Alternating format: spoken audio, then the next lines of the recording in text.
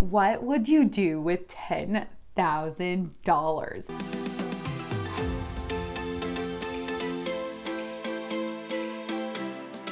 You guys, I am starting the $10,000 money challenge, and I am a few weeks into it, and I cannot tell you how excited I am. And so I am so excited to share this money challenge with you guys, to tell you how to do it, to show you how to get your free printable, and to encourage you to take on this money challenge. Be sure to go check out the article down in the description below. There's a link there where you can access the article and get your free printable so that you can start this money challenge with me. So before we do anything, let's talk about money challenges. What are money challenges, you say? Well, I am all about money challenges. I have done many challenges over the years, and I am all about promoting challenges because it is a great way to have motivation, to build up the habit of saving, and to reduce your spending overall, and to honestly just achieve a really cool goal by the end. But before anything else, let's go over 3 important tips before you start this challenge. Tip number 1, I highly encourage you to get an accountability partner. This challenge is hard. Okay, I've talked about many other challenges, the grandma savings challenge. We've talked about the different millionaire challenges, the nickel challenge. Guys, I have so many challenges out there, and this one's different. Okay, this one's different because it's a lot more money, and you'll have to spend a little bit or to put in a little bit more effort to find the money every month or every week to set aside to accumulate such a big amount of money. An accountability partner is someone who checks in with you regularly. So maybe a spouse, a friend, a relative, someone who will give you a text or a call every now and then to say, hey, are you still doing your challenge?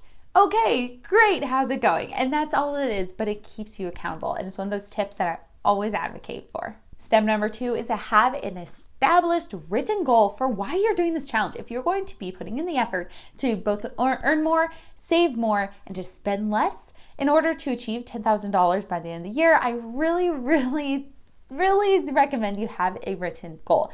And so that may be, for me, it's for having a house down payment. For you, it may be paying off a big loan, maybe paying off your student loans, credit card debt. For whatever your goal is, it needs to be something really motivational. And then lastly, the next tip is to consider where you're going to get your money. So you're going to plan to save some more, so you have an extra $50 to $300 set aside per week, as we'll talk about later, or you're going to try to earn more. So some people like to take a second job or to try to get some money through a side hustle. So whichever it is, I really encourage you to start brainstorming and figuring out what it is that you would rather do. Earn more, save more, or spend less. Now let's dive into the 3 different ways that you can set aside 10 grand over the year for this challenge. So the first one is by setting aside randomized weekly deposits. So this is honestly like a bingo style. I've seen this one throughout the internet on Pinterest and whatnot. It's almost set up like a bingo style where you cross out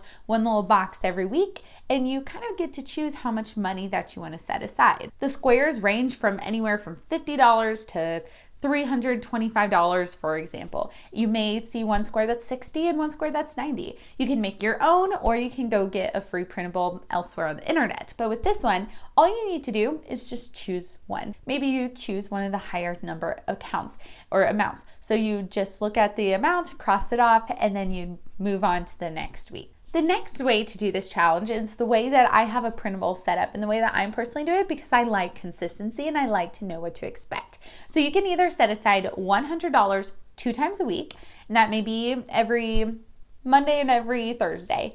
Or you could do a one-time, once a week deposit of $200. So it sounds crazy, like where are you gonna get $200 every single week? And again, that's where it's all about being very strategic with your money and figuring out how you can either, again, earn more or save more.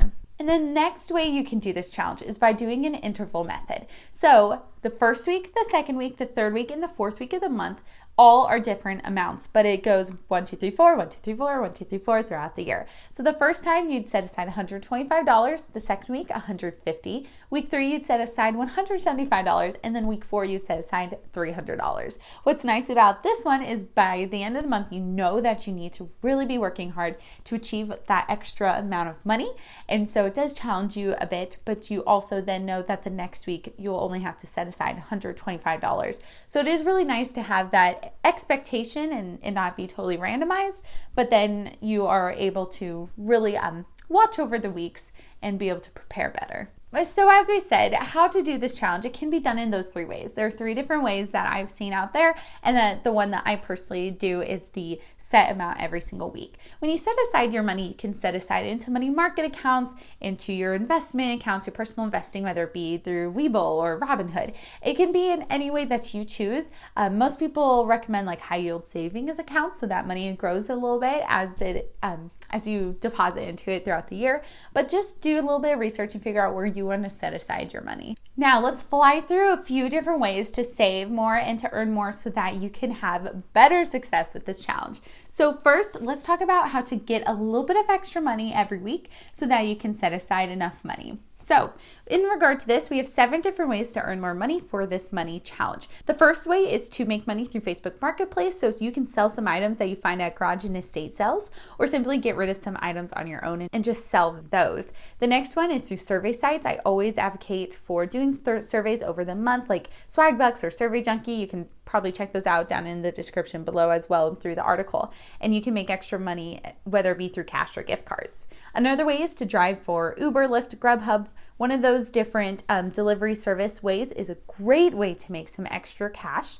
Also, if you have a ton of extra clothing on your hands, you can sell those through Poshmark, Mercari, or eBay. I mean, you can resell, garage sell, or use clothing items through these apps and make some extra cash. Then another way you can earn some money is through doing chores for the elderly. So for example, if you're looking for ways to help in your community, you can do chores like lawn mowing, cooking meals, laundry, or gutter cleaning, and this can help you earn some good side income. Next, you can be a homeschool assistant or tutor. With all the COVID-19 things going on at the time of this recording of this video, you know that a lot of kids are doing homeschooling. So you can use your skills or knowledge to make extra income on the weekends or evenings by being a tutor or a homeschool assistant. And then lastly, you can do some furniture updating. If you have some extra time on your hands and you have some handiwork or carpentry skills, you can follow some simple YouTube instructions, purchase some used furniture like at garage or estate sales, and make some money from updated furniture. But let's say you don't want to actually earn more money. Let's say you just want to save more money. So here are 4 quick ways to save some extra money so that, again, you can have that money to set aside in order to achieve this money challenge. Here are 4 ways to save some money for this money challenge. First, I always say cancel your subscriptions. You guys save more cash by quitting your subscriptions for those pet toys, your makeup, your food subscriptions, your streaming services. Just do what you need to do to survive if you are really, really getting down and saving your money. Next is meal prepping. Food, honestly, is one of the highest expenses each month, so save hundreds by not eating out and meal prepping instead.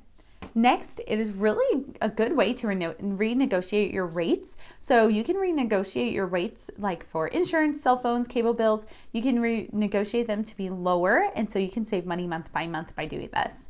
And lastly, it's always recommended that you stop buying materialistic items. So keeping up with the Joneses is definitely a real issue for many of us, especially with doing a challenge like this. But if you want to stray from making unnecessary purchases, you may need to stop comparing yourself to others and start being okay with what you have right now. So hopefully you have some success with this money challenge. If you are going to take on this 10K money challenge, then comment down below and let me know if you're joining this challenge with me. I'm a few weeks into it, and so I look forward to eventually achieving the goal of having all this money by the end so that I can go forward with my rental investing that I plan on doing. But if you plan on doing it, let me know why you are doing this challenge. Be sure to go check out the other playlists that I have on my channel here on YouTube so that you can learn about other money challenges. If this one's too difficult for you, there are other ones out there. And so go check those out, and thanks for watching.